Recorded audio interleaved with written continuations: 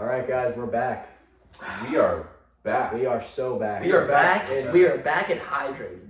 We are so hydrated. So hydrated. We are so energized. Wait. Speaking of Shane hydration, isn't, though. But I'm not hydrated. Yeah, Because You don't have the I'm health. different. Because I'm yeah. different. You got all those But harmful I chemicals. do. Speaking of hydration, I heard you two had a play date yesterday where you guys watched Interstellar.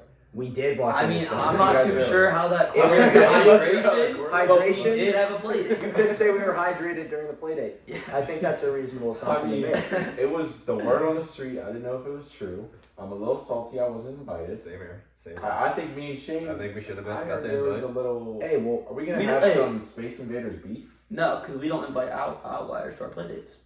but we've all been out. You lost. Yeah, you invited We're me. all out. Outliers, fine, whatever. Whoa, Hey, that's besides the hey, point. let's just remember we're a team here. We are a team here. We are the Space Invaders. But let's.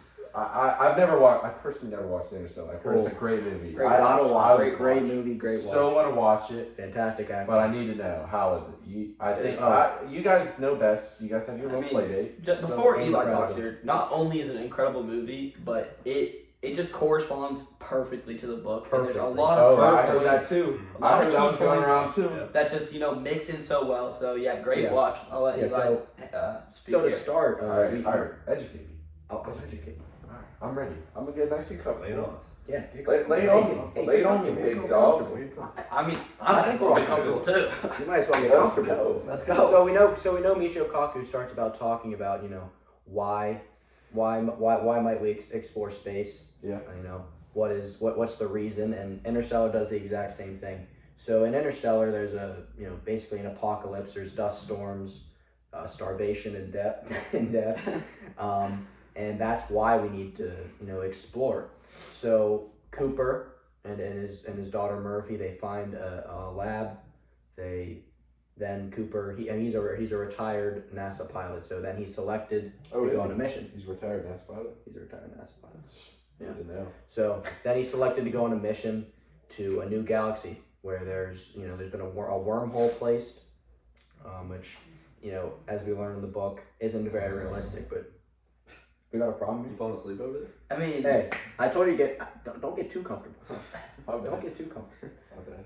Yeah, so we learn about he went into a wormhole, went to a new galaxy, and then they were searching for habitable planets, and I think that is the end goal as Kaku describes. But we also learn obviously this is a fictional movie, so wormholes, very unlikely. And even if we were to find a wormhole, it would tear us apart with the gravitational fields as Kaku describes. As well in Interstellar, we see that the actual starship that they use to get through that wormhole into the next galaxy is already in space, which is realistic. He tells us that whatever we're doing in the future, whether it's a solar sail or an ion drive, it's going to be a rocket taking us up to that starship in space. So it isn't going to just all be starting here. It's going to be partially started up in space as well. And it's... How's the movie end? Well, the movie ends, Cooper, he actually goes into a black hole. And Bro, you just spoiled it.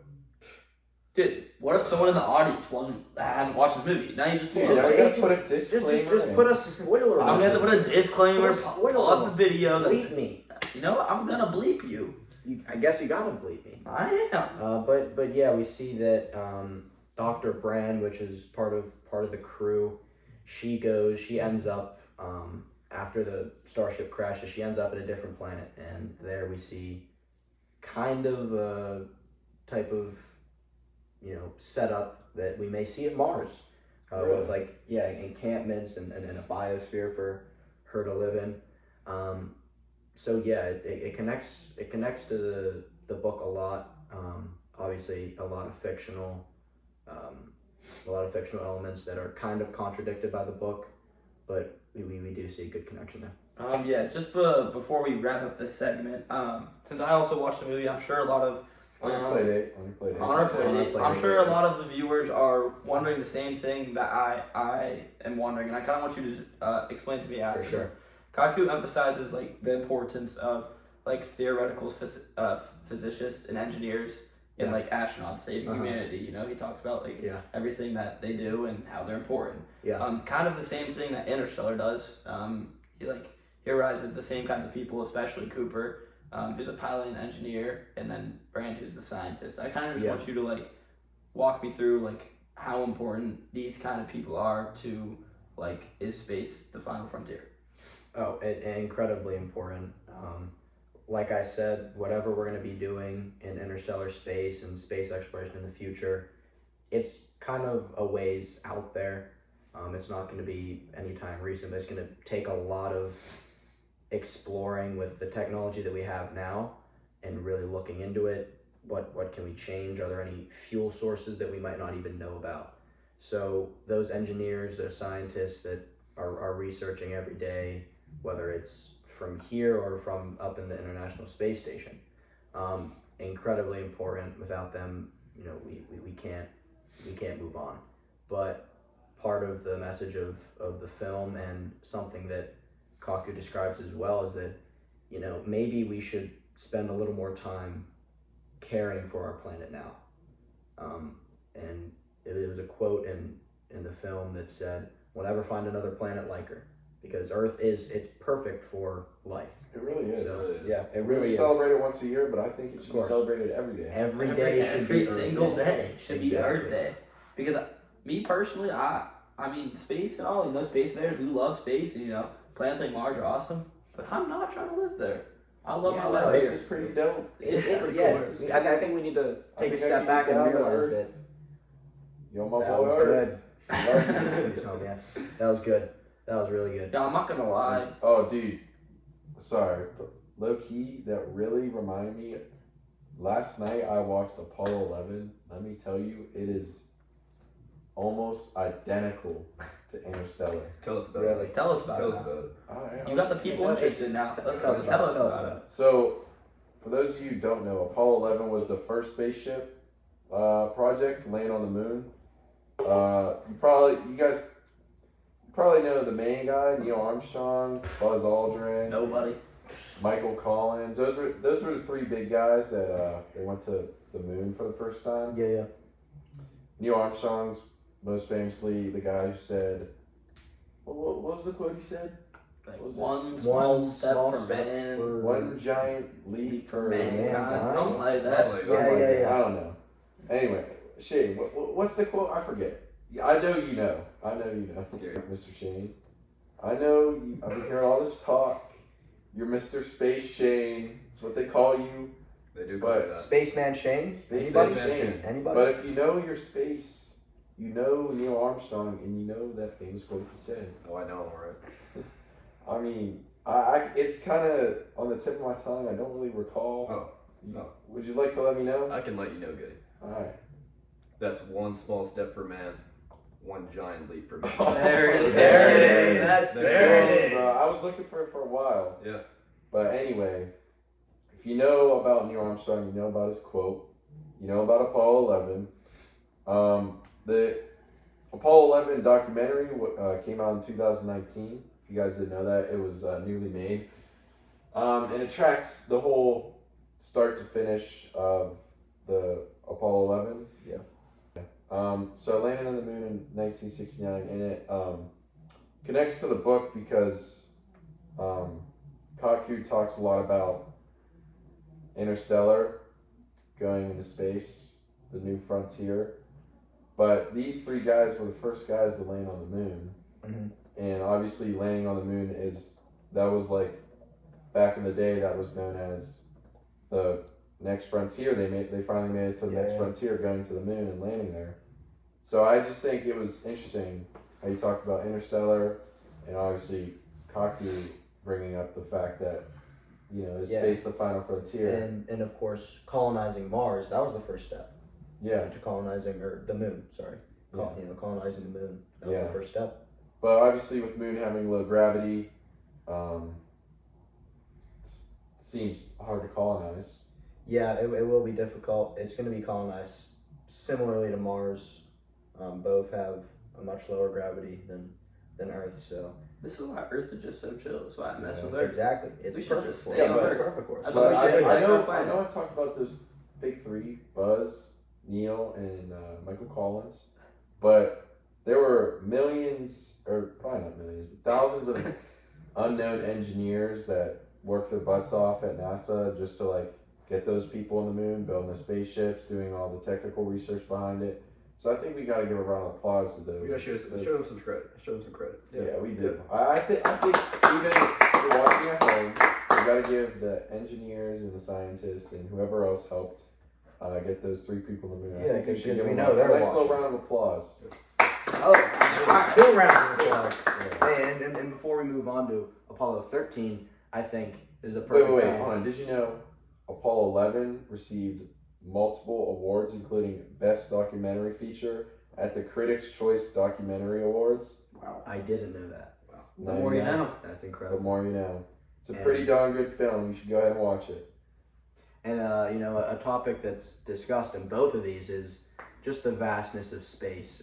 And I watched a TED Talk talking about the vastness of space and how the sun is 94 million miles away from us.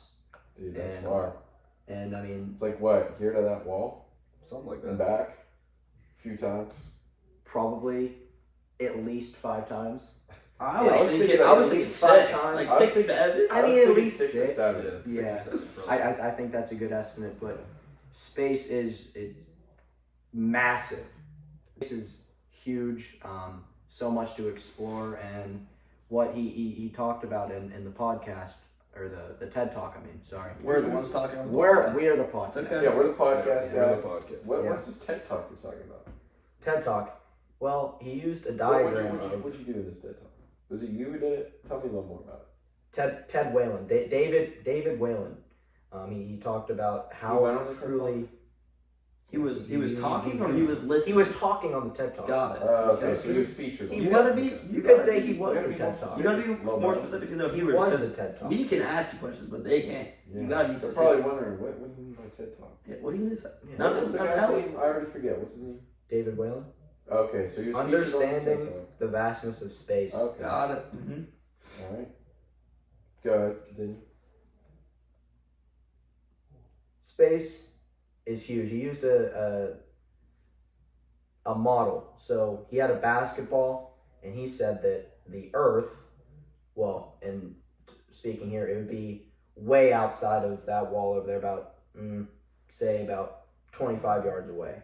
The edge of our solar system would be about to Treesdale from here, so about 10 miles. That's like what? 20 feet? At least 27 feet. All right. Alright. At least. 27. That's our number. So yeah, we learned truly how big space is and how much there is to explore, and in that space there's a lot of room for error. So in the book he speaks about the different complications with the time. You know, if we leave now and we try to go to the nearest star, which is Proxima Centauri, it's over in the Pacific Ocean from here if we're using the basketball model. It would take about 150 years. It's about 150 years away. So that's useless because the people on that mission, they would just die. And also he speaks about, you know, with the distance, the amount of time that it would take to get to the moon and to Mars, or at least to Mars, zero gravity is really hard on the body. Mhm. So, you know, we need to come up with ways like Michio Kaku discussed, a spinning capsule in the starship to simulate gravity. Okay, so So these types of advancements to help us actually travel as far as we need to or want to travel in space, because space is massive. do you think that there's like the theories that actually not even theories, they've been proven true, that as you get into space that like time changes, and that like let's say we're going towards, you know, our closest star, that's what you said, 150 years. Now if time is moving faster in certain areas, do you think this could play effect in that we'd actually be able to reach that star faster? Well, it's less of that. It's something that was actually discussed more in Interstellar, the space time.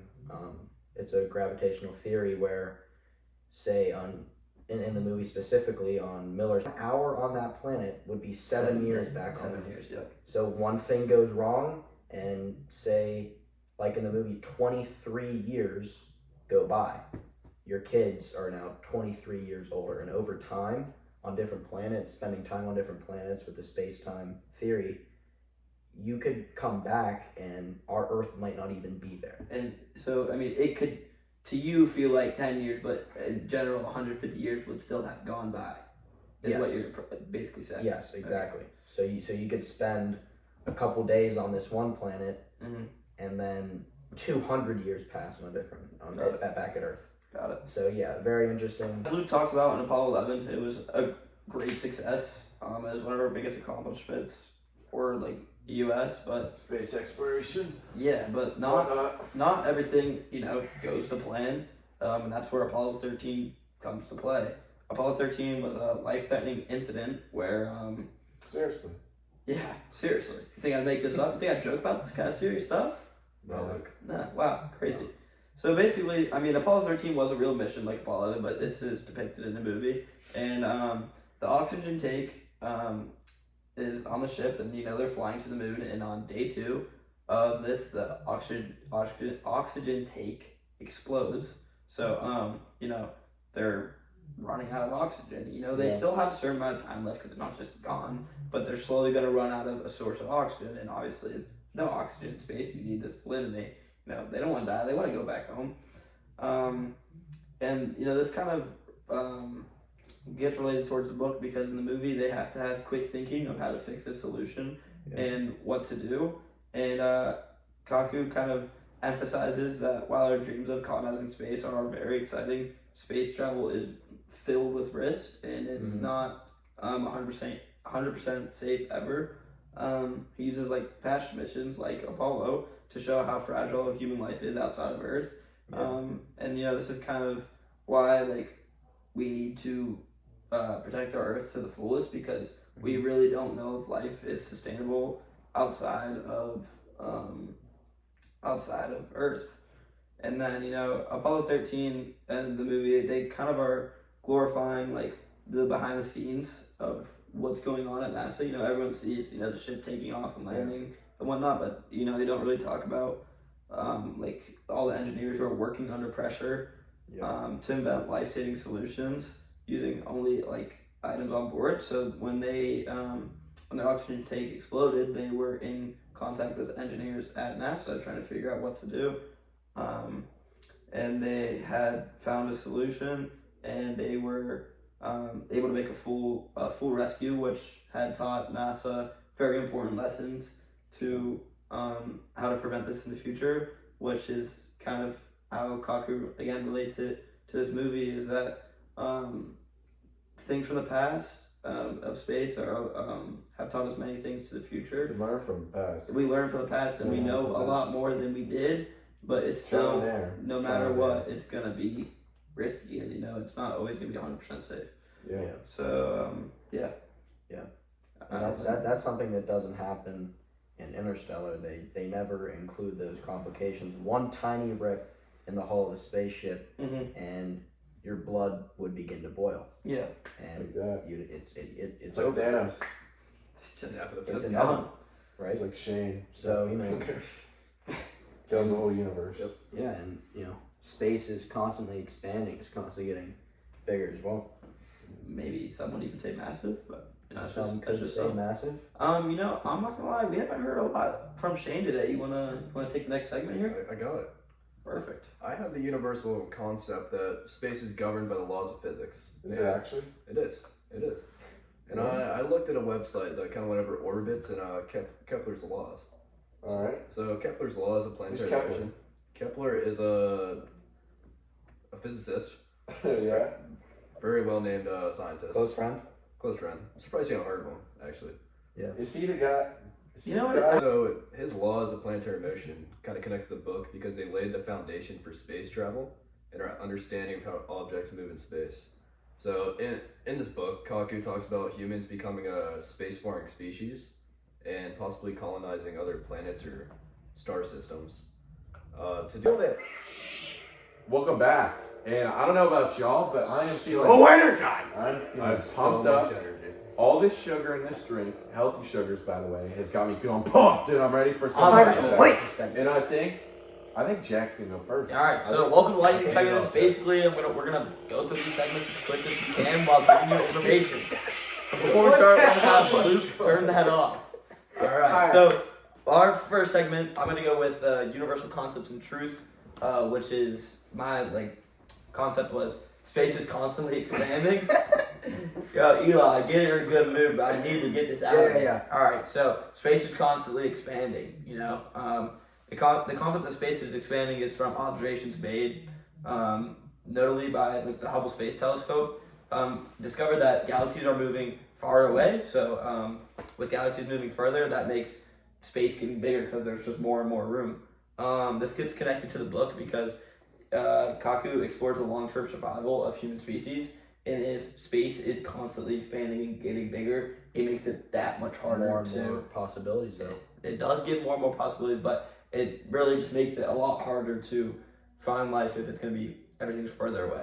So who wants to take it from here? I'll go next. All right, Shane, here we go. So Take the saber. Take the saber. Take the bro. saber. Take the saber. Speak. Okay.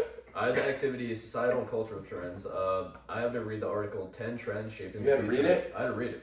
10 Dude, Trends this Shaping guy the Future Shane of Society. reads books like no other. No other. So tell me about it. So this article connects to the book because both talk about how big changes in society and technology are shaping our future. You serious? I'm for real.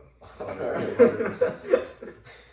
That's kind of great. Kaku focuses on how humanity might one day live in space, but he also says we need to solve our problems on Earth first. Okay. So, like inequality, climate change, and global cooperation. The article shows how civil society groups, governments, and businesses are trying to deal with these problems right now by using new technology, building trust, and finding better ways to work together. Alright. Both the book and the article agree that before we can reach for the stars, we need to fix things here at home. For sure. For sure. And actually, going off of that, I kind of want to talk about the Commercial Space Act of 2023. That's a great We idea. do. I mean, You guys- this is lightning. We're supposed to go Let's quick. go So quick, get let's right go. into it. Let's You go. guys hear about this bill that got proposed? in I have not. No. Never heard of it. Educate Alright. me. Let's go. All right, it was introduced by Republican Senator of Texas, Brian Babin. Don't know him? Now you know. Do you know what year he was a senator there? Before I we don't. jump? Of I course don't. you I don't know much about it, but I know a lot about the bill. I guess that makes Just used to live there. Want to know if he was my senator when I was there. Anyway, the bill was designed to promote and regulate private territory activities in outer space. It highlights the licensing process for commercial spaceships to launch and re-enter outer space in order to reduce and mitigate the amount of government and business delays. It also helps clarify the roles of federal space agencies, ensuring that there is no duplication. And this connects to the book because the bill is proposed to support space infrastructure and satellite and orbital platforms, and obviously in the book, orbital platforms, very important. yeah, Kaku talks.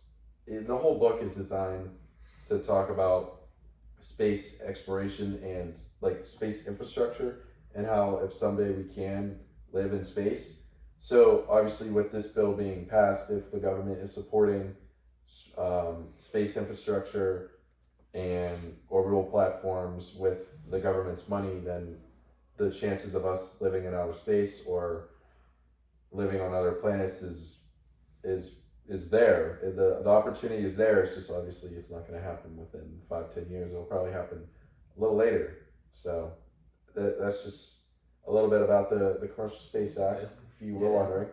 And I think who's up next in this? I think It's we you two had talking to about your read articles. these two. Oh, articles. we did read those We two read articles. those. Keep it quick. Let's go. We read those two articles. What was that? It was 2 days? 10 things going interstellar. That was the first one. Yeah, And then yeah. ways to achieve interstellar travel, ranked from least to most likely. Oh yeah. We read that. We were outside chilling on my porch. Yep. What Wait, was It that? was a Eli. solid day. What was Sounds that? like a play date without us. Sounds like a play day without us. Where was So the our truth invite? comes out. The truth comes Where out. was our invite? All I right. know. We had some lemonade on my back porch. I We're like chilling. lemonade, We were reading too. some articles about space, looking at all the clouds and all the planes driving by or flying by, and we were thinking about what's in space. So we had to dive deeper into these articles. But I know Shane. No one puts a I book know. down like you. I I can read They a book. call him I can read Mr. book Read a right Book now. Shane. Yeah. And That's to what be they call fair, That's what they no call pun intended again, but the whole time I was reading, my head was kind of in the clouds.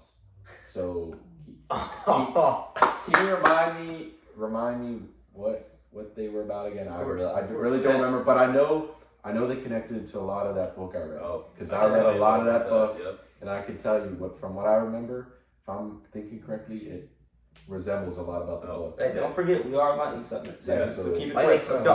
let's go. Both these articles connect well with the book because they all talk about how humans might one day travel to other stars, even though it's really hard right now. Yeah. Kaku, like the articles, explains that things like faster than light travel and wormholes sound cool. Bro, I do remember that. Yeah, they aren't possible yet with what we know. He also talks about generation ships and how it could take thousands of years to reach other stars, Yeah. just like the Voyager probes are slowly doing now. All three agree that we'll probably start by exploring and living on places in our own solar system, like Mars or the moons or Jupiter. In simple terms, going to other stars isn't against the rules of science. It's just something we don't know how to do yet. Now it's ringing a bell. Yep. Now It's it's ringing going a back. bell. Now your head's hold also on. cloudy. I'm gonna have to pump the brakes on you guys. My interview with Mr. Black. Let us hear. Oh, dude, My- Mr. my Black, I got interview a with funny Mr. story about him. Yeah, well, hey, Mr. Black talks really quick. Let's see if you can talk quicker. Oh yeah. So he was talking a lot about how What'd you ask him? what I asked him. Yeah. Don't. Yeah, you're leaving I reader out or information I out asked to him the viewers. 10 questions, mainly about what are some complications, how would we benefit from exploring space, and the way that he responded in a pretty grim way. He said that it's pretty unrealistic, and there's a lot of complications, like tiny comets could could rip. Tiny comments are pretty funny. Tiny comets? I find it pretty amusing. Did I see? Yeah, small comets could rip a hole in the hull and ruin a whole mission. Wormholes would tear us to shreds. Different gravitational forces could rip us to shreds.